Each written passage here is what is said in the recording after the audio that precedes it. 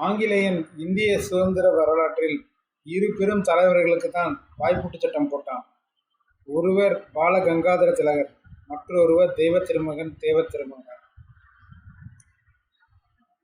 தேவர் அவர்களின் பேச்சு வெள்ளையருக்கு சிம்ம சொப்பனமாக இருந்ததால் தெய்வ திருமகனுக்கு வாய்ப்பூட்டுச் சட்டத்தை போட்டார்கள். ராமநாதபுரம் மன்னரோடு தேர்தலில் போட்டியிட்டு வென்ற பொழுதும் தேவருக்கு வாய்ப்பூட்டுச் சட்டம் இருந்தது. ஆனால் அவ்வாறு வாய்ப்பூட்டுச் சட்டம் இருந்த போதும் அதையும் மீறி தேவர் பேசிய 4 வார்த்தைகள்: நான் ஆதியிலும் ஊமை இல்லை, வியாதியாலும் ஊமை இல்லை, அரசாங்க சட்டத்தினாலே ஆனதிந்த ஊமை என்றார். இந்த 4 வரிகளை கேட்ட மக்களுக்கெல்லாம் புரிந்துவிட்டது தேவருக்கு வாய்ப்பூட்டுச் சட்டம் போடப்பட்டுள்ளது என்று. இவ்வாறு அவர் பேசும் பொழுது மக்கள் அந்த பேச்சின் உள்ளர்த்தத்தை புரிந்து கொள்வார்கள், அதில் உண்மையை அறிவார்கள்.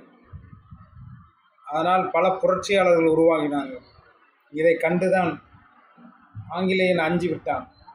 அஞ்சி அவருக்கு வாய்ப்பூட்டுச் சட்டத்தை போட்டு விட்டான்.